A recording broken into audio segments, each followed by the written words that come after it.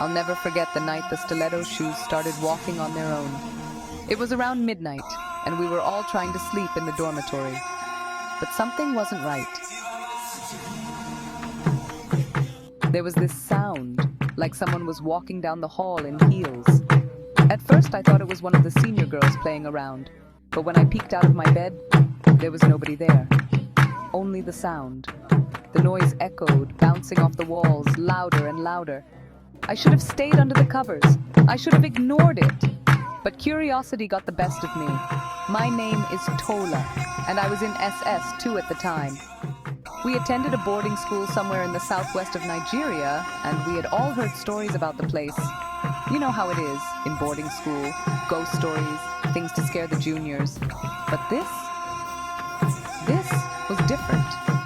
I remember being cold, and it wasn't just from the Harmattan breeze. Something about those sounds didn't sit right with me. The thing is, these weren't just shoes. They belonged to a girl named Ebiere. She had this beautiful pair of red stilettos, the type that made everyone stare whenever she wore them. She was one of the prettiest girls in school and always had a way of drawing attention. But one day she got into a bad accident, slipped on the stairs while wearing those same shoes. She hit her head and she didn't survive. After the funeral, everyone thought it was over, but the shoes, they stayed. At first, the teachers locked them away in a storage room. But then, the shoes disappeared. People started hearing them at night, walking around the dorms on their own. Some girls said they even saw the shoes in the bathroom mirror late at night, standing by themselves. But by the time anyone called for help, they'd vanish. It didn't take long before the whole school was talking about it. Some of the younger students even started moving out of the dorms and sleeping in the classrooms because they were too scared to stay at night. The older girls didn't want to admit it, but we were all terrified. Nobody wanted to talk about it openly. It's like the more you talked about the shoes, the more you could feel them coming for you. One night, the shoes came into our dorm. We had just finished night prep and the lights were out. Everyone was in bed, but I couldn't sleep. The sound came again, that familiar. But this time it was louder, closer. And then the door creaked open. I sat up in my bed, heart pounding in my chest.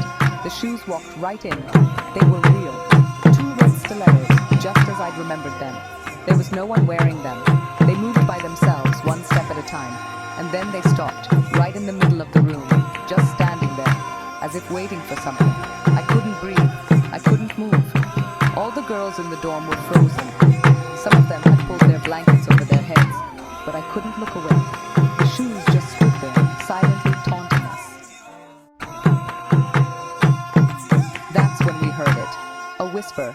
It was faint at first, but it got louder, like a voice coming from far away. "Return what's mine," it said, over and over. "Return what's mine." I wanted to scream, but the sound wouldn't come out. All I could do was stare at those shoes, wondering what they wanted. The next morning, we talked about it in whispers. It wasn't just me who had heard the voice. Everyone in the dorm had. The shoes wanted something.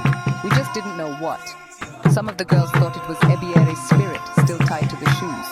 Others thought it was something darker, something we couldn't understand. But one girl, Amaka, had an idea. She said we should go to the storage room where the shoes were first locked away. She believed there was something there, something connected to the shoes. We were desperate, so we agreed.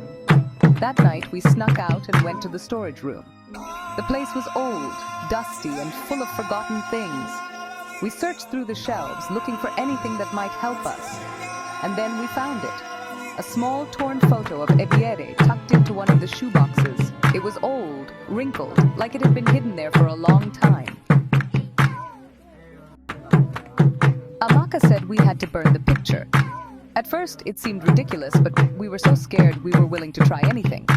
We gathered outside, behind the dorms where no one could see us, and lit the photo on fire. As the flames consumed it, we heard that whisper again. But this time, it was fainter, like it was fading away. That night, the shoes didn't come. The dorm was silent for the first time in weeks. In the days that followed, the stories about the shoes slowly died down. No one saw them again.